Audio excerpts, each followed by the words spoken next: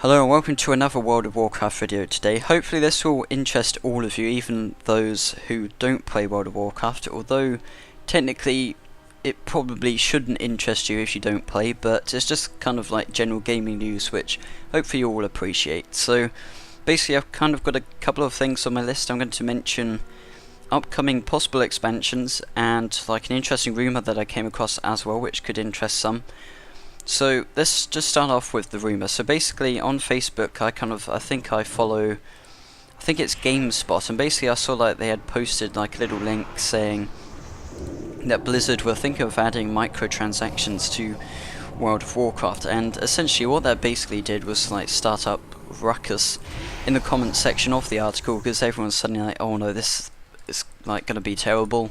It's going to go just the same way as Star Wars: The Old Republic, because although Star Wars: The Old Republic is a great game, if you play free to play, it's pretty much like you've got to pay to play in Battlegrounds, you've got to pay to cut your hair or something, you've got to pay to like go on the auction house, you've got to pay to level up, you've got to pay to go into the next region, for example, or something like that, and they block the use of certain emotes in the chat. You like can't dance, for example.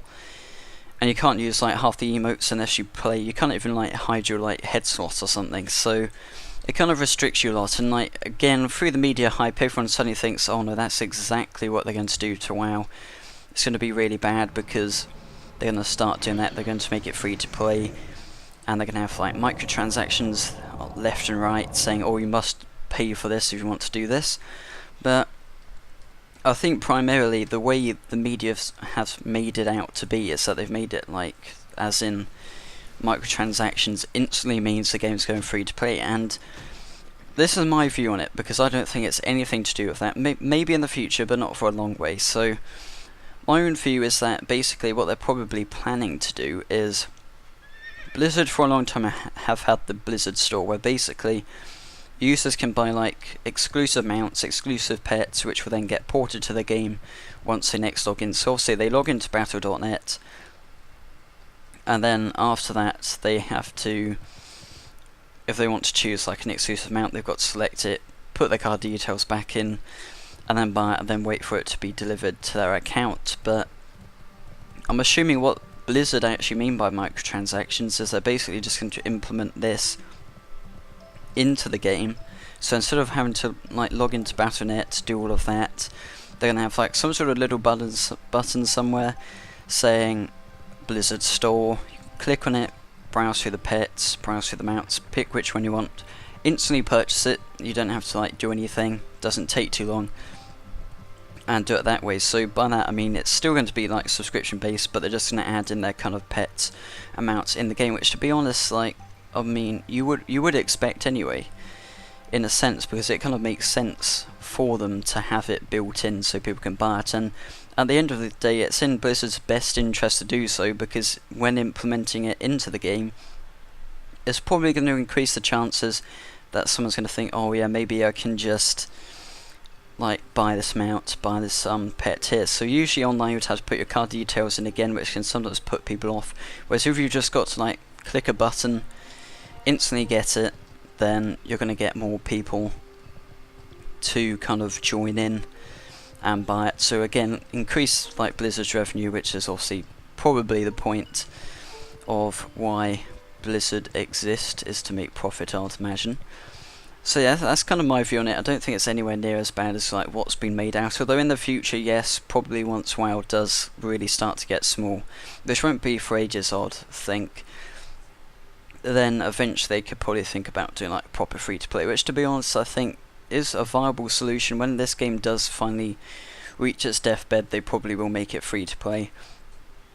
And that's the thing, because they could go down to like very few subscribers, but then as soon as they go free to play, they'll probably give it a quick boost, and then it'll be like up again. But anyway, yeah, that's just my view on it. But moving on to the kind of upcoming expansion, which people aren't quite sure of yet. The rumour is that it's going to be called Emerald Dream. I think that's the one. It might not be, but it's like about the Burning Legion. And the Burning Legion is essentially the Outlands and all that goes on in there, which I think is quite a nice idea, because Burning Crusade quite a few of the vanilla players' eyes, was one of the best expansions they had, because the content was quite tough, and generally they quite like the quest line and all of that going in there. And again, I think it kind of makes sense to add more to the Outlands, because if we go out here, you've kind of got the Outlands just on its own, in kind of a completely different dimension, which makes sense because it's the Burning Legion. But then you have Azeroth here, you've got Northrend, Maelstrom and Pandaria all kind of dotted about in the same place, so it kind of makes sense to add to that Outland kind of area, building it up a bit more. But then yeah, this brings us on to like a new class, because they always usually they'll bring a new class, or at least new races, but what quite a lot of people think is that it would be the Demon Hunter, which kind of does make sense. And although kind of this isn't evidence to suggest that they will, if you think about it, you've got like the Warlock, the Priest and the Mage as cloth wearers, and then you've got the Death Knight, the Warrior and the Paladin as plate wearers. You've got the Rogue, the Druid and the Monk as leather wearers, and then you've only got 2 mail wearers, which are the Shaman and the Hunter.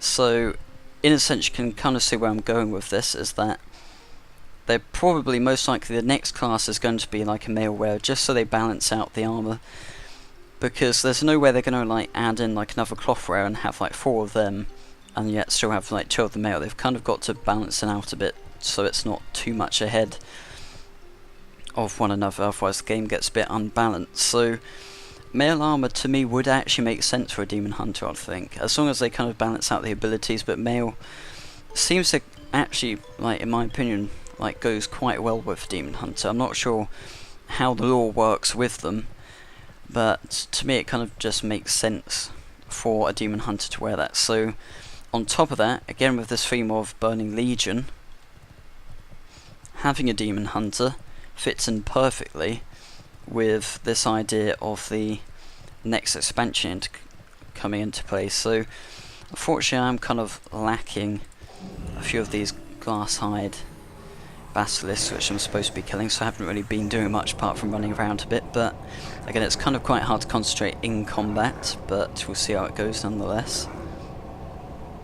So just kill this guy here, and I'll probably head back into Gadget Stands. So it will be interesting because there's some quite good rumours about this expansion. Of course, I mean, Blizzard could just come out with something completely different, because Mists of Pandaria no one had a clue about. I don't think there was any leaks of it being about Pandaria and such, so it could be exactly the same. There's always speculation, but it's not always 100% correct. And again, we've kind of got to think, well, how many more expansions will be coming out for this game, because at some point they've kind of got to end it, because although Blizzard, I think I've said they don't really care about what level cap they go to, they say, or even if it is over level 100, they say, well, it doesn't really make a difference. But yet they've kind of been pushing the level cap only up by 5 recently, which kind of suggests they're trying to hold it off a bit, possibly because they don't want to scare off new players. Maybe it kind of makes sense, and I mean it's perfectly acceptable, because the thing is, I mean, on this game I haven't seen any new people. I've seen a couple of trial accounts about, but kind of no kind of new people joining up to play the game. Lots of them have been playing this game for years from the looks of it. And that's the other thing, is that expansions, they're coming out year after year, with a couple of years sometimes between them. But the thing is, the content, I mean, the reason they're losing subscribers is because players are getting bored once they get to end game, because you've got people out there who have 5 level 90s, the next expansion comes out, they're all up to level 90 within a couple of months or something, and that's kind of it. They've kind of done everything. And they've obviously got patches to fill in, but in the meantime they've kind of leveled up almost every class. What else do they want to do? So it's kind of a bit of a conundrum on Blizzard's part, because the game is getting aged, and I think, in my opinion, players want content faster than it can be delivered, which again, it is a bit of a hard concept, because to make good content they've got to have a lot of time to do it. But Anyway, thanks for watching the video today, guys. Hope you did enjoy it, and if you did, remember to like and subscribe. I'll see you next time.